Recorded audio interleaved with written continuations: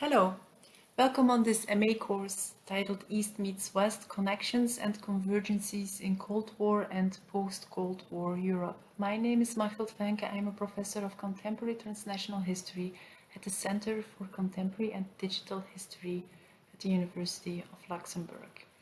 And our guest lecturer today is Dr. Jakub Bronec, and the title of his guest lecture is IWalk, Mapping Jewish Life with Your Mobile, New Ways of Teaching Jewish History in Luxembourg. He introduces the virtual platforms IWalk and Eyewitnesses and their educational potential in terms of teaching modern Jewish history. This is applied to the past Jewish society in Luxembourg. This society was numerous in the late 1930s and the beginning of the 1940s, with many migrants arriving from Central and Eastern Europe, but no longer after the Second World War. Oral history testimonies with Holocaust survivors about their past life experiences in Luxembourg can unravel this part of Luxembourgish contemporary history. In his lecture, you will learn to use new methods of using archival sources in the digital era. Editing software on the online Eyewitness platform, which allows to edit and create own video recordings. The IWalk is an interactive educational application that connects concrete physical locations with memories of historical events that took place at those locations. People walking through the different tours use tablet computers to watch clips of Holocaust survivors and witnesses telling personal stories about the role of the locations in their experiences. The clips are drawn from their testimonies in the USC Shoah Foundation's Visual History Archive. Looking more specifically at Luxembourg, there are more than 100 testimonies of survivors telling their stories from the pre-war and post-war years. Jakub Bronec holds a PhD from the University of Luxembourg. After his bachelor degree, he studied media science and journalism at Charles University in Prague in the Czech Republic. His personal interest in digital social history, oral history, and history of journalism inspired him to write a comparative PhD thesis on the cultural and educational activities of the Jewish minority in Czechoslovakia and Luxembourg after the Second World War. And he defended that PhD in 2021. My course, or welcome to my lesson in terms of the course East Meets West.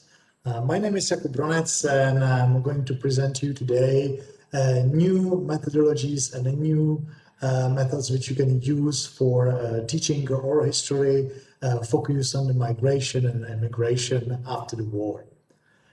First of all, I have to point it out that I'm not used to quite well teaching like through the online platform, so I'm really look forward to you if you could give me a feedback afterward to tell me what was it probably unclear, and then we can of course discuss afterwards. So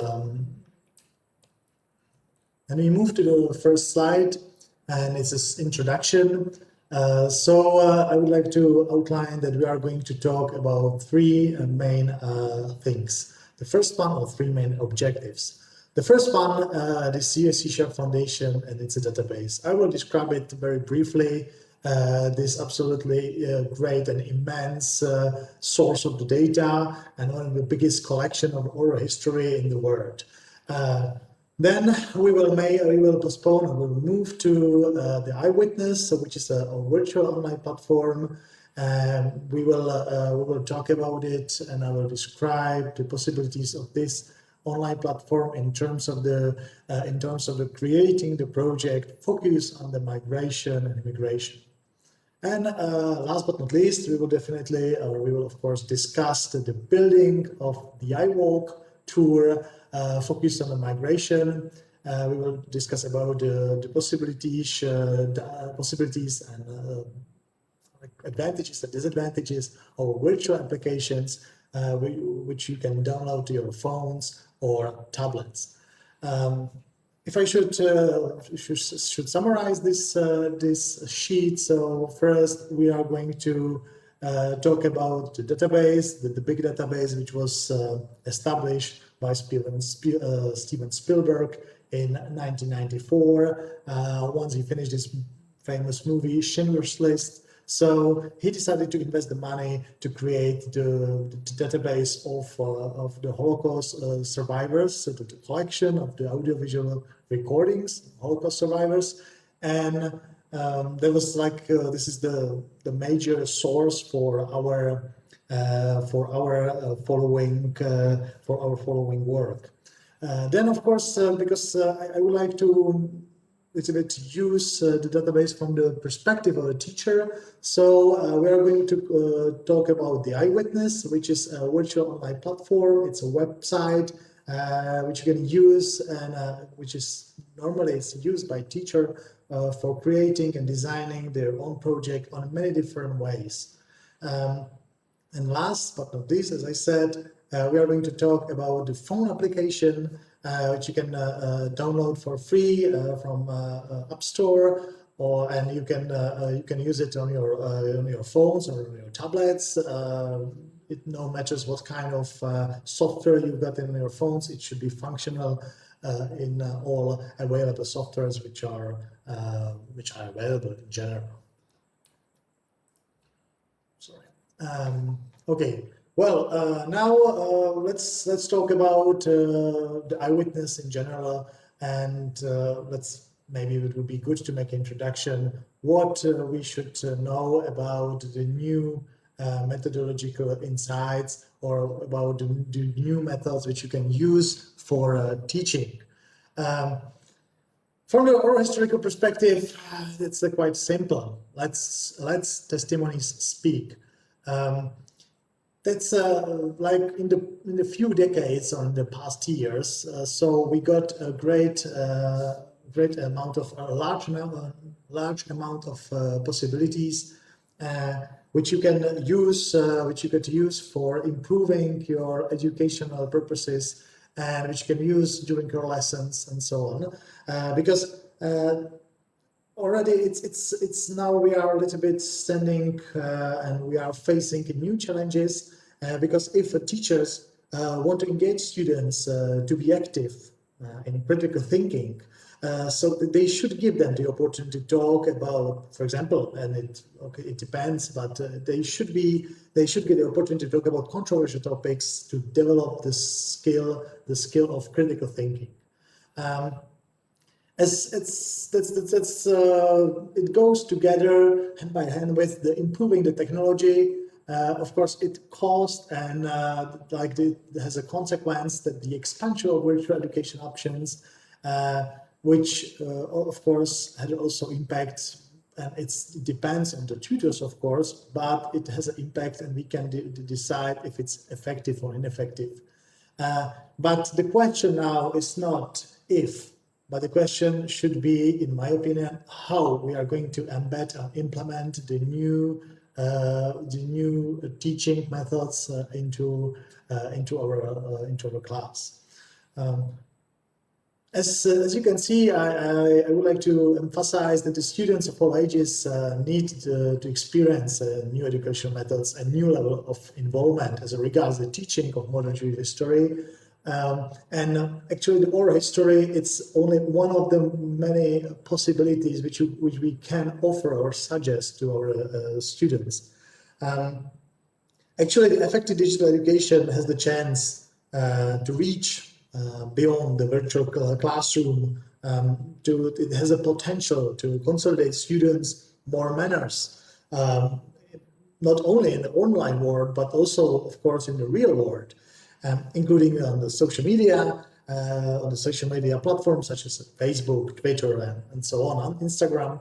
And you can see that it has a quite a wide range of the use. I mean, the new online platforms can be used from many different perspectives, and I think it's something what is very fruitful for the further educational methodologies, and I think it's something what we should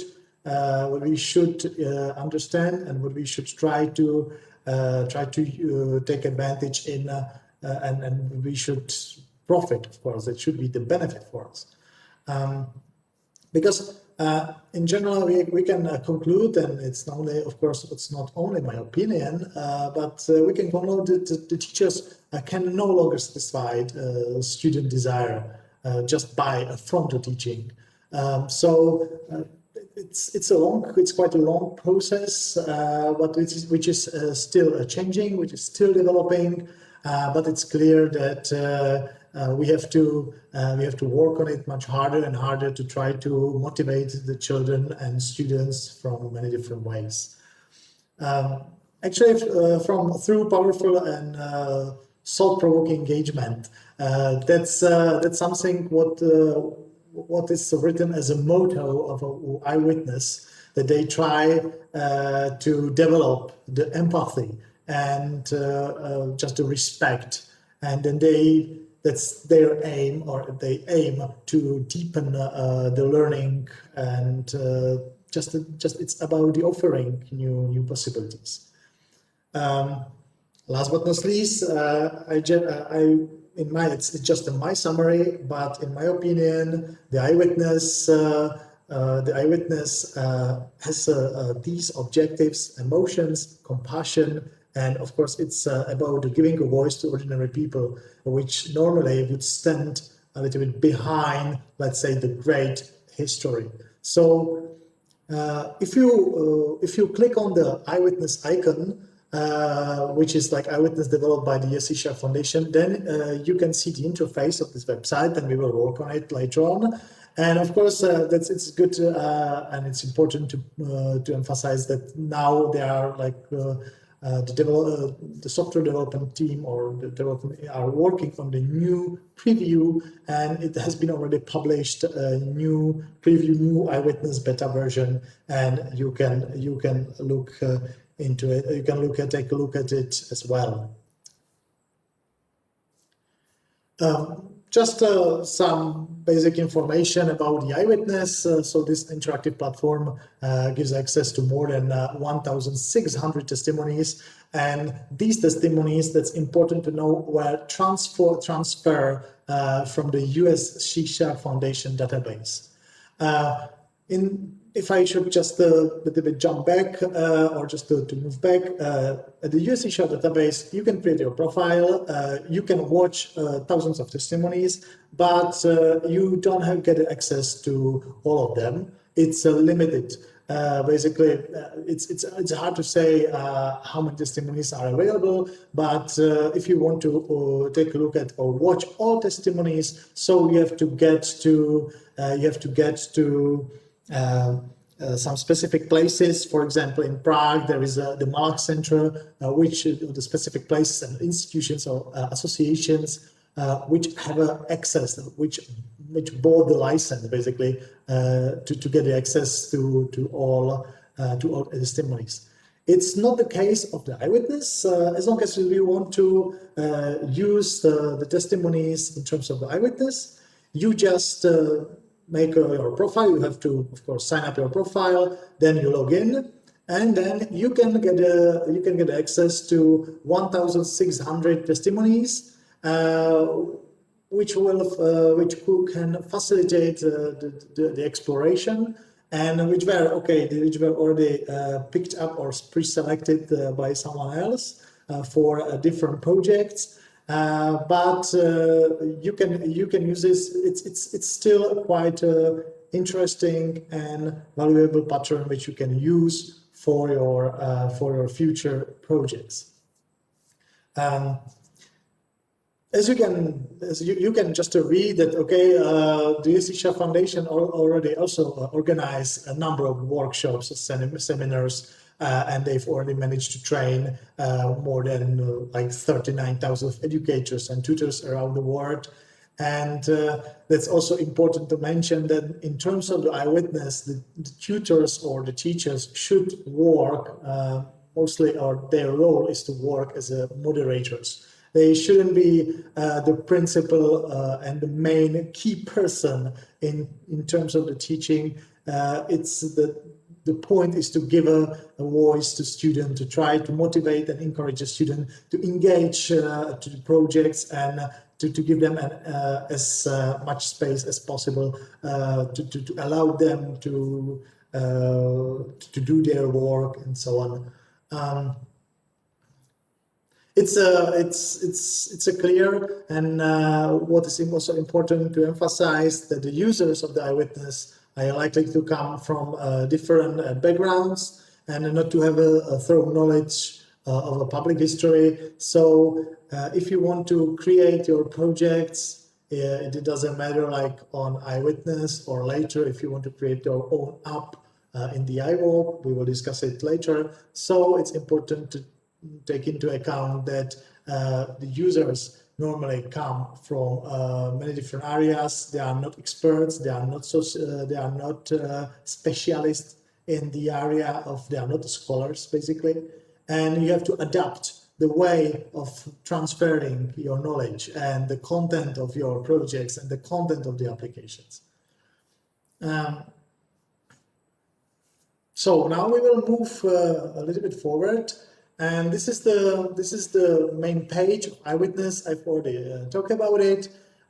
You can get there if you click on the link before, so you get to this interface. You get to this interface. First, what I've already said, it's important to register. So you can sign up. It works quite smoothly, and it's important to create your own profile, because this profile then can be connect to also the IWalk application, which you will download to your phones, and also to many others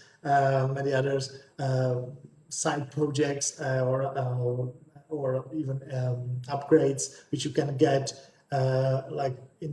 within this website. So I think if you want to profit from this website, if you want to make this website in the usual way, or if you want to get some useful part, so it's absolutely essential to set up your profile. Well, it's very intuitive. There are no any major issues. I never come across any big issues like during the process of logging. So I think it should go quite smoothly for most of you. Well, when we move forward, so now then you can see this is I used my example actually. There is like the student group, and when we look at the black bar, there is the dashboard, students and groups, activities, video projects, saved items, messages, educators. So first of all, it's important to make a group. So when you click on the group, then you can establish your own group. I've already made a few different groups. One of them was like here in Luxembourg when I used this application for the bachelor students. And we created the IWalk in IWalk tour in Esch-sur-Alzette and in Luxembourg. It's not very complicated. There are also hundreds of pages, but there are also the videos which are very intuitive. How to assign different topics, how to classify and assign your students to the group, how to get the students to the group, how to send them to create the forum and to talk and to make a connection and to contact your students. It's quite easy. Honestly, I have to say, sometimes there is like maybe there might be some issues, a little petty issues, like with understanding from the side of the students, but I think it's perfectly understandable. Here, when you click on the bar and you want to use some testimonies, now we are talking about the range or the scale or the database of 1,600, this sort of the testimonies. So it's very easy. You can use the search bar, the red and the combination of white and red. You can just click on it and then you type what you are interested in. For example, in your case, it might be a migration, for example. And if you just write down the migration, so then you got the list, I don't know, 30, 40 different, maybe more testimonies where the metadata related to the migration was embedded. And of course, each or all testimonies were divided into specific categories. And according to the, as you can see, by minutes, so almost like every minute has its own metadata, and it's described in a different way. And it's very useful because it's just when the administrators decided to cut all testimonies into the like very little parts, like each part has a 1 minute, as I said. So you can very easily look through testimonies. You can get the data quite easily, and moreover, in addition, you can also quite smoothly save the particular parts. For future, you can save to your computer, or you can save to the project, and then you can use the video editor, which is also the part of the Eyewitness platform. It's very intuitive as well. There is also the online editor guideline and guidebook. You can use it very like for searching, if you, as long as you want to search some particular information, how to export the video track at the end of your work. But it's a very user friendly. So you can you can make a project about the migration, for example. You can make a project. So you need to first classify all data or all testimonies, I want to say, which involve or which contain the migration, for example, migration decisions or escaping, depending on what you want to research. So depending on what you want to investigate, so we have to decide. Okay, well, this is the right way, and then you can classify different testimonies. If you move back a little bit and you want to begin or create your own project, then when you have the black bar, so there is like the activities. When you click on this icon, the activities, so you will get to the interface, which is over here, and of course there is quite a big button, build an activity. Except this button, there are of course already a list of previous or like ready to make or just already finished activities and projects, which you can pick it up, one of them or two of them. You can try it. You can look to the structure. They are very various. There is a great variety of projects, and you can see that they are classified according to the content type. Then, of course, you can classify them according to the language. It's clear that the English language has the highest number of projects. So, well, if you take a look at it, so if you mark this bracket, so then you can you can filter a bit the list of the projects. The subject area is also important, and it's very interesting because the subject area works that you can filter, for example, when you want to the migration. So then you can just tick the migration, and then you can see only the part about the migration. For example, you can have cinema, citizenship. There is also about the identity, religious, and so on.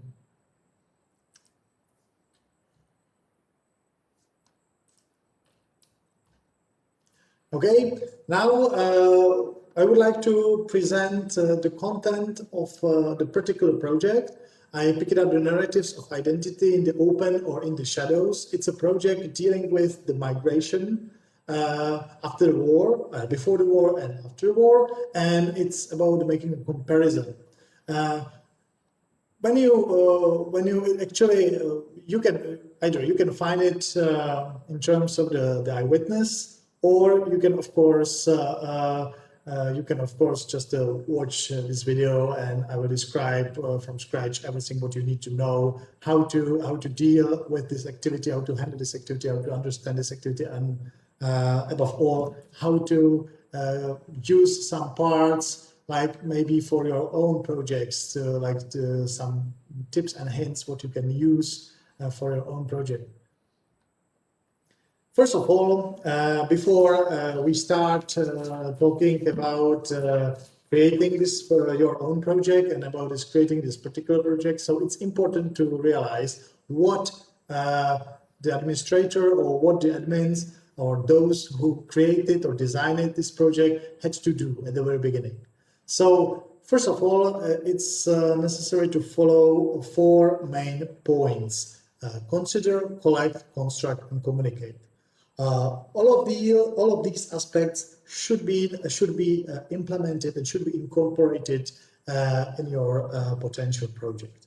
So consider means that it's about the background information that draws on a previous knowledge.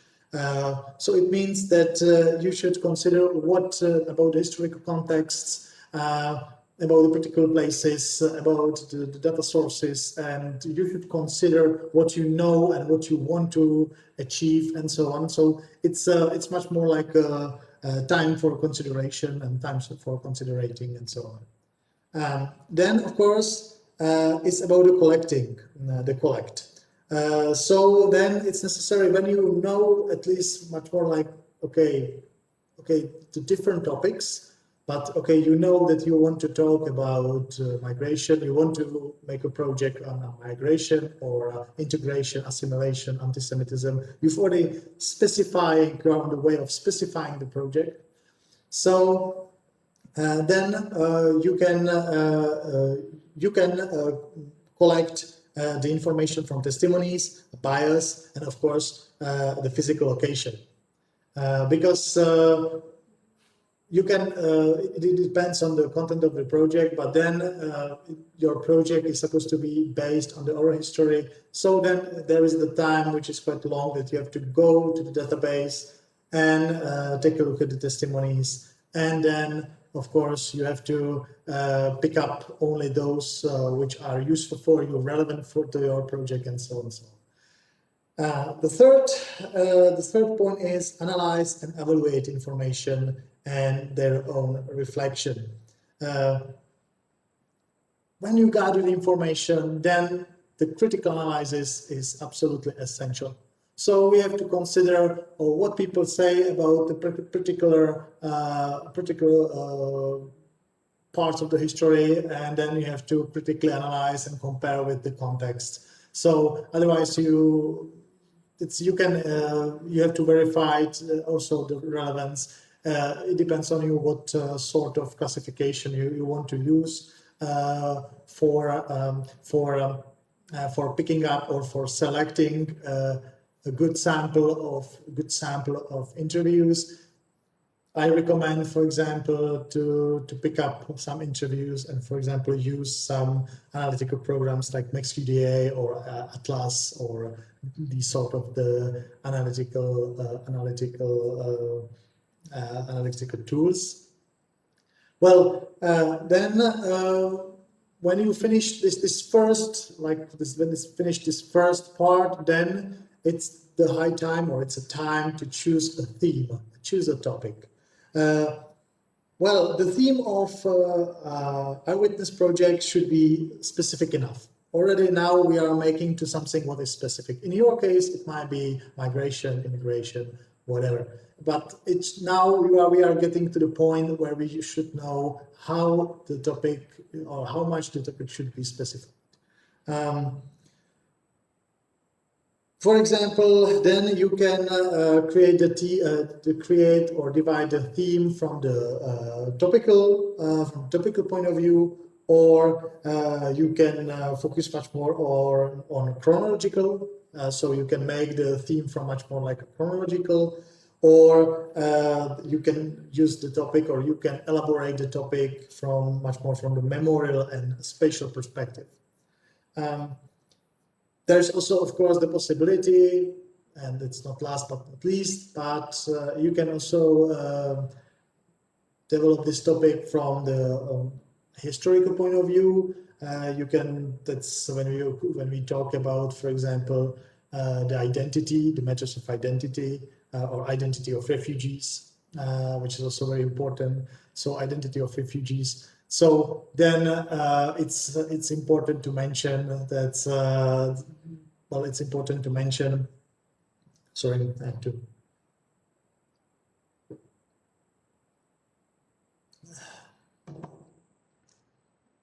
from historical perspective. So then you can incorporate, for example, Jewish like traditions, or you can incorporate all other aspects of migration and so on.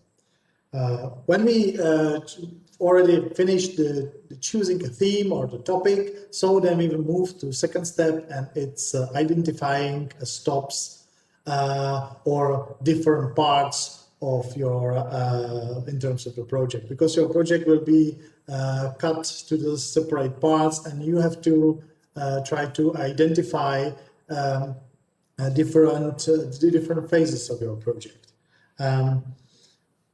Of course, and it's clear at the beginning that each stop should be related to the theme, to the topic. Okay, so when you have, for example, talk about the difference, when you have, for example, talk about migration, and then there is the clip with the lady.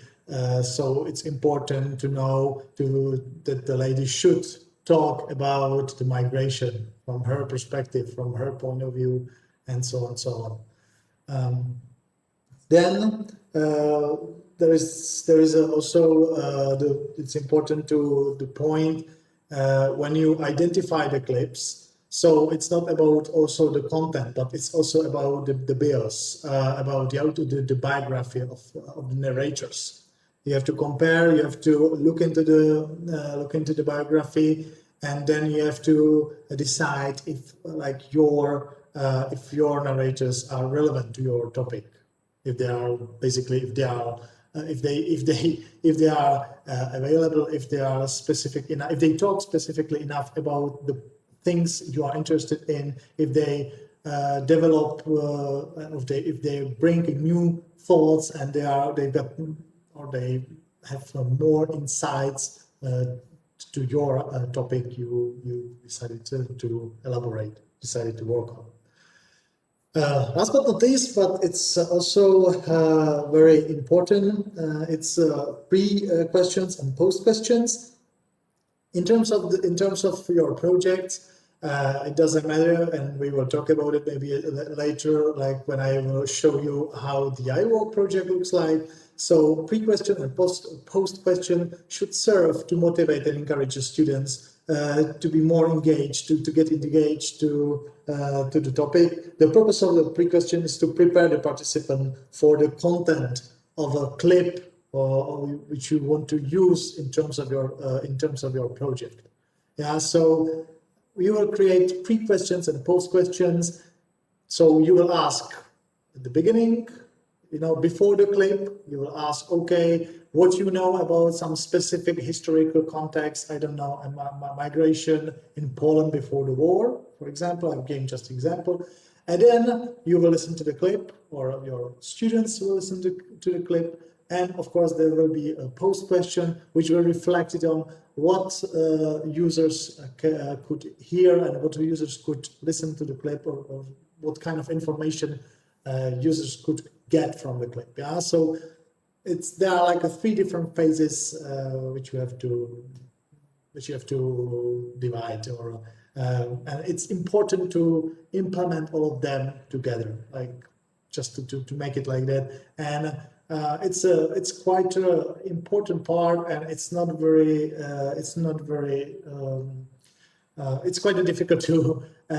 difficult to make it in proper way, because just sometimes you can make a very easily quite a misleading question, and of course the students can get into trouble to answer properly, and to answer what you want to know, and to address your questions and so on. So now we will move back to the project. I talk about it, about the narratives of identity. I mean, the project of Eyewitness. And there is a very brief description of this project, identity of immigrants in terms or towards the administration. The first, there are actually the administrators or designers decided to use the clips of Jews from Poland. So they pick up some of them, some of the testimonies of Jewish narrators living in Poland before the war. And then they pick up also the testimonies of Americans or American migrants who ended up in the United States and as a stateless person, stateless people, and they are undocumented. And they, because just US Shoah Foundation and this database is no longer only about the Holocaust survivors, and it's important. Maybe I should mention at the very beginning, but now I'm saying now. So you can find there a wide range of testimonies from many different locations and from many different narrators. So it's not only about the specific. Now it's only about the Holocaust survivors, and it's much more about the genocide survivors. So you can find the testimonies. You can look up testimonies from many parts of the world, Armenia, Rwanda, and so on and so on. So I'm sorry about this little detour, but I think it was important. Now I'm going back. So comparison. The point of this project was to compare all aspects of being undocumented, and that's a very interesting point, because you could see, you could reflect, and you can hear the testimonies. You can listen to the testimonies of people who were refugees in Poland in 1939, who were undocumented, who suffer the problems with their own identity because they were exploited. They were exploited from the society. They had to stand aside a bit. So, and of course, then you can compare with the testimonies which are absolutely up to date, which are relevant today. And as I said, and I want to point out, so for CS, consider, collect, construct, and communicate.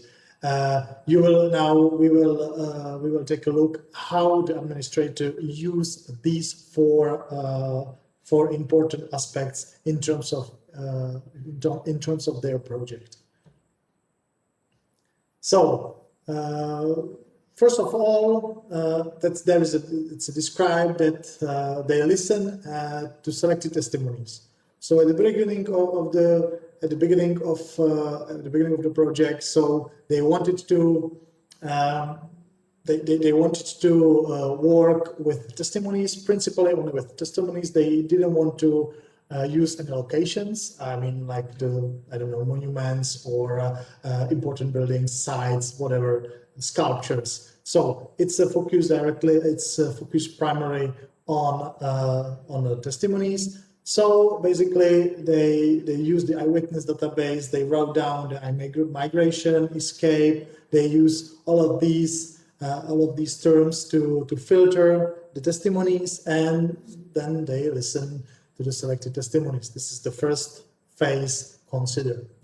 Then they make a critical analysis, what I've already said and what I've already talked about. So critical analysis is absolutely essential if you want to find as relevant or the most relevant testimonies, which you have to reflect with the historical. You have to reflect and compare the testimonies with the historical facts. Sometimes it's quite a complicated phase, but it's important. Then we will have to move the evaluation. So it's a subsequent part. After when you make a critical analysis, then you have to make evaluation. Then you make and you move to question and reflection. So when you create a project, so you can make make kind of the conclusion what you expect that you can get from your from the users, from the students, from public. So question and reflection is about, okay, in the media today we have heard a lot about what it's like to be undocumented youth. These are young people who were brought to the United States without legal permission, usually by a parent. So this is a kind of the conclusion you can, which is made by you, but on the other side, it depends if you get the same reflection also from your students. Well, then it's you can or the administrators decided, but it's also the part of almost all projects in terms of eyewitness. That's it's very popular. So it's the phase of collection, and the phase of collection is creating your own video essays or video journals or video tracks. And it's much more based that you create you ask your students if you want to become a teacher, or your colleagues or your friends, it depends, to create their own video journal which would reflect the eyewitness database. Last but not least, it's lastly but importantly, it's also there are like only the information how you could construct this video journal, which is the final output of the project. Because it's when you want to apply this project, as I said, and use for the students, so they should create like the video journal in this case, but as I said, there might be a video presentation or video essay. It depends on you how you want to specify different objectives or what you want to get from the students. It totally depends on you.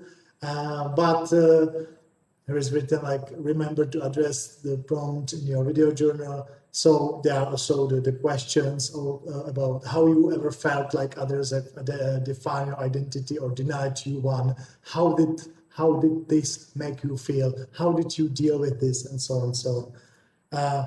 These aspects are about, okay, well, this is about the motivation. It's about the engagement of a student. As I said at the beginning, well, now this is the part which should help to students or assist the students to reflect what they got to know from the testimonies. So it's much more about the specific.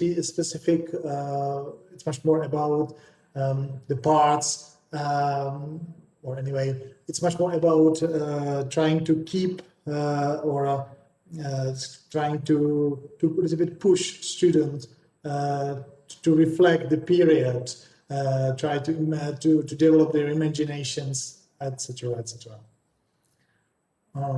As it's also important to say, you can very easily get every time to launch the video editor. It's the video editor I was talking, which is the part of the eyewitness database, and you can easily click on it and use it, and it's as I said, it's very intuitive. Okay, last, this is the definite last. It's a communicate, 3 different steps. When students, I use like my example, when students finished their video journals, video essays, so then there is the time how they should compare their projects or their video journals with others. That's the key point for their work. So well, when they finish it, and submit the topics, so then they can sit around. It's good to make it in the class, of course, so they can sit around, they can compare it, they can compare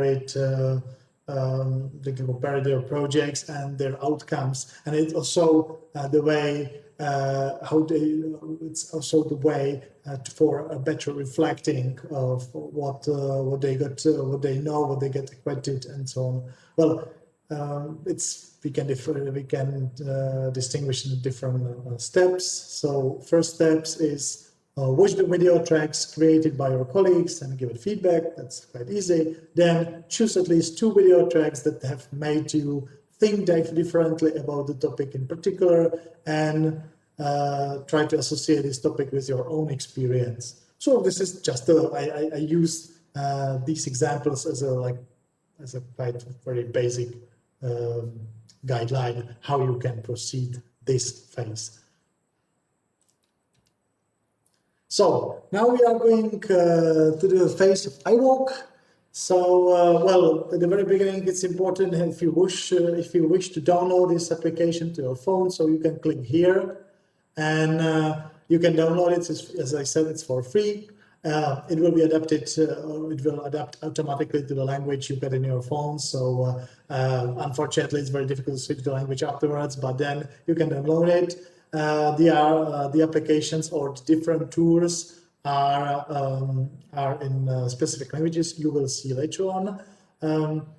If I should, it's very difficult to describe in one sentence this application, but basically I tried. So this application is about the users who are walking through the different virtual tours, use their phones or tablets to watch in numerous locations and describe eyewitnesses who tell their personal stories about the role of the locations in terms or in their lives.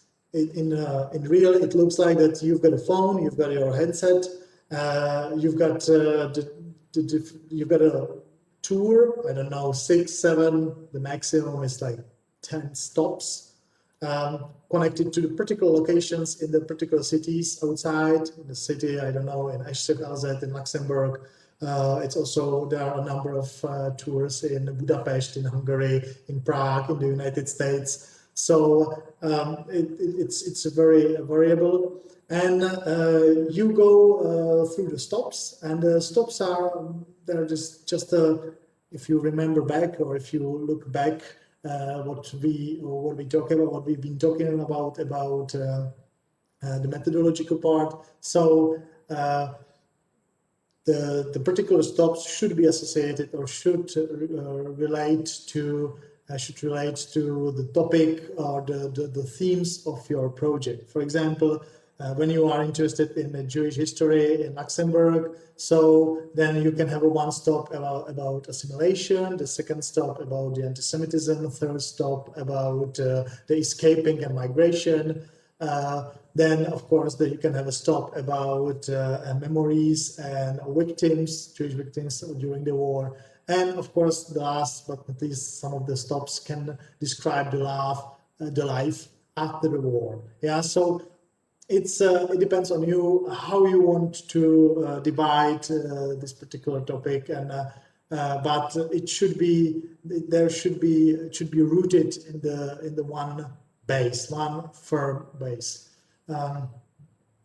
I just want to point out that in Luxembourg, there are more than 100 testimonies, 120 of survivors telling their stories from the pre-war and post-war years. What is very interesting, because I think it's neglected, especially the post-war period from the perspective of oral history. And this is something what you can use in your for your profiling project. As I said, you can find there not only the Jewish survivors, you can find there also the soldiers who liberated Luxembourg, or you can find there the people who just I don't know, they are not Jewish, they just crossed the Luxembourg during the war, or there are also some collaborators, I think 1 or 2 in terms of the Luxembourg history. So I want to point out that it's not only about, or it's no longer about the Jewish history, only about the Holocaust history. It's spreading and it's growing up quite fastly, and it goes up. I mean, the number of testimonies you can use for a project. So it's the functions are very various. Yeah. I think we will go forward to to the particular interface. I think it will be more interesting for you. So this is the first, when you don't know the application. So this is the interface which you will see. It's if you have, because the problem is my phone is like in the Czech language version of mutation, so it automatically switches. It switches automatically to into the Czech language, but you will have it in English or in French or in different language mutations. But the content of the tours, it depends on you. If you want to create in English, you can create in many different language versions. Yeah, different language mutations you can use for your app. So now we've got uploaded the application, and I just wanted to show you the function of this application in terms of the Esch-sur-Alzette. So this is the like the front page. There is the brief description. On this, like in the second picture, you can see the front page, front image, then brief description, the historical content. Then, of course, there is the map. When you click on it, then you can see the tour. It's quite nice because in this case, you can have the stops are in the reasonable distance. So you don't have to walk half an hour somewhere to see some Jewish monuments and so on. But you can go quite. It's quite a nice circle. From the logical perspective, okay, you should begin at the stop number 1, then to go to stop number 2, then to go stop number 3, 4, 5, and then you should end your tour stop number 6. But it's not absolutely essential. It's not as important as it might be, because the tour is adapted and it was constructed from the topical perspective. So they are like the topic of, as I said, the topic of integration, assimilation. Then there is a topic of official policy towards the Jewish refugees. Then there is a topic of anti-Semitism, etc. I pick up the part about the fleeing the country. That's the last image you can see there. And this image is quite interesting because the carousel, as you can see, the 2 points, you can see how this place looked like in the past, and then, of course, you can see how the place look now. There is also the brief, or not a brief, but there is the description, reasonable description, what happened there, the reasonable description of the history of this place. When we move forward on the second page, as you can see now, you can see the picture how it looks nowadays. Then when you move forward, because you can read it, then there is a button. When you click on the button, there is a next. So then you move forward, and then you can watch a short clip of the testimony. It's about 3 minutes. It shouldn't be longer than 3 minutes. It's highly recommended, even in your project on eyewitness. So it should be very limited. You can't use, of course, like you can use the video editor, as I said, but you shouldn't use 15 minutes long, or the length of 15 minutes, because this sort of the testimonies would be very exhausting for your users and for students and so on. So I would, if I could recommend you, I would avoid using. I would really make it as coherent as possible, and then you can see the pre-question. So you can watch the testimonies, and okay, that's there are the question about are these any differences, what surprised you the most about this clip, and so on. Then there are the post questions, answer the questions below. What do you think a family packed to take with them when they decided to flee Esch? Write down 2 or 3 things. The point is that the lady, which you can see in the picture, so she talks about her experiences, and she basically she talks about her experiences of what happened to her and her family during the Nazi occupation, and then about her story. The story is about how her family had to flee the country very unexpectedly, and what kind of stuff they had to pack, and so on and so on. Well, the last thing is that you can also develop, or you can also add a new topic to your major topic. Yeah, so like a side topic which could develop which could develop your like, let's say, the historical issue or the problem. You can find the connections, or you can try to compare, or you can enrich your topic. That's about the collaboration. It's with a question mark, and because the building which you can see in the picture, like on the left side of the picture with the colorful building. So there used to be a board with some anti-Semitic articles, and there was also the mask of the Jew, and then there was written the Die Juden sind unser Unglück. So like it means Jews are our misfortune. So well, you can actually add also, even though the narrator talks about something about the migration and the problems with migration, then okay, you can use this. You can use the building because there used to be the police headquarters during the Nazi era in Luxembourg. So, but you can also develop this topic, and you can also, because just based on the photos, the historical photos, you can use this image, okay, the Juden, and then you can also develop the new topic of anti-Semitism, and I think it's very interesting and very enriching. Okay. This is learning outcomes. So what your students, your users should learn based on your projects. So I just specify just a few points, but I think you can, of course, you can develop them, and I think the more is better. So first, it's much more about the public history. They should learn more about the local and public history. They should also learn much more, or they should also develop their skills in terms of the biographical learning. They should also know more about the analysis and interconnection between the video testimonies, images, and diaries, because this is the very great advantage that in terms of IWalk application. So IWalk application provides you the possibility to upload not only the testimonies from the database, you can upload the maps, charts, diaries, archival sources, images, for making comparison, for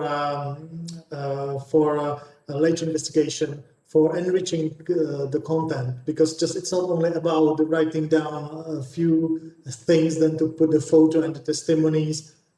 It's much more about to create one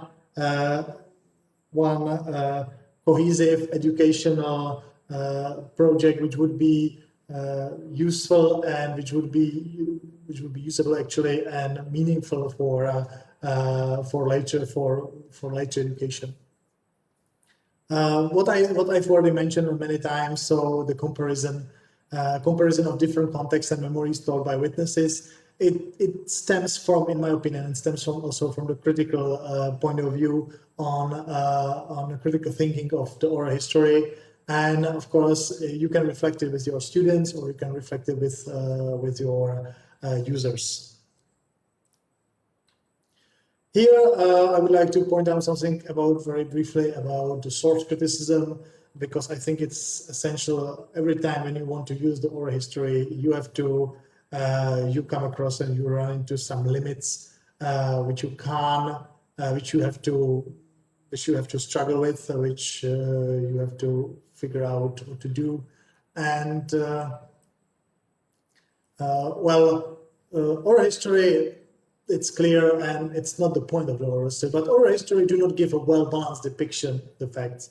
But as I said at the beginning, it should give the voice to ordinary people to get the much more like the plastic effect of, or it's about the plasticity of the history itself. So it's necessary to every time to critically analyze and compare the testimonies with the factography, with the facts or the historical context and so on.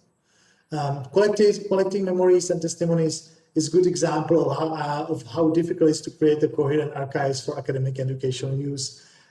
When you use, it depends on the video database. You can use the USC Foundation, but of course you can use the Fortune of Archive, for example, or you can use the archive of the 11th of September and so on. Well, so each archive has its pros and cons. So, well, there are the shortcomings and downsides and advantages and disadvantages. And depending on the user, you can decide what is more pleasant for you, or it's very disappointing for you. It depends on, depending on you, it's much more on the taste of the user. Okay, I would like to also emphasize the technical challenges of digital archival indexing, because it's still a struggle, because it's still a quite big issue. In case, for example, the USC Foundation, they improve a lot the indexing of the interviews, because as I show you the metadata, so then you can quite easily, minute by minute, you can find what you need to know, because you have to realize that the interviews used to be made in the 90s. They were put on the video recording. It was a video recording, so like it was divided into 30 minutes, or 40 minutes. And of course now or just a couple of years ago, it was merged together. So now it should be more less complicated to find what you want to find. But if you compare, for example, with Fortune of Archive, where you can go to this and try by yourself, maybe we can discuss it afterward. So I think, in my opinion, the way of indexing is much worse, and the interviews also has a different quality and different length and so on. There's also the problem of the interviewees and interviewers, depending on the questions, depending on the willingness of interviewees to answer the questions, and the way of acting and so on. So that's everything what you have to take into consideration when you decide, before deciding, okay, this clip is something what I really need to use for my project. I would like to conclude this with the citation: the experiences of the war, even and mass death, could no longer be observed, described, and communicated using the structures and meaning-making strategies reserved for historical realism, which was a part of and parcel of the tradition of storytelling, with clear agents and coherent plot and narrative strategies. Well, this is something what I am also convinced, that even though there are lots of disadvantages, you have to use the oral history from very critical perspective, and you have to realize that it's not something what should be, but it's still valuable and very profitable, in my opinion, very profitable source of information, especially when you want to get a prospect about some new moves, new currents, new some historical gaps, let's say, and blind spots in terms of the history. I think the oral history, it's very useful. So here are only just the sources, and thank you very much for your attention, and I really look forward to your feedback. If anything is unclear, so then I will be very willing to explain everything. But if you didn't understand something, so then I will do my best to explain everything personally during our session. And as I said, I hope that you enjoy this presentation, and we will discuss your feedback later. Thank you very much. Bye.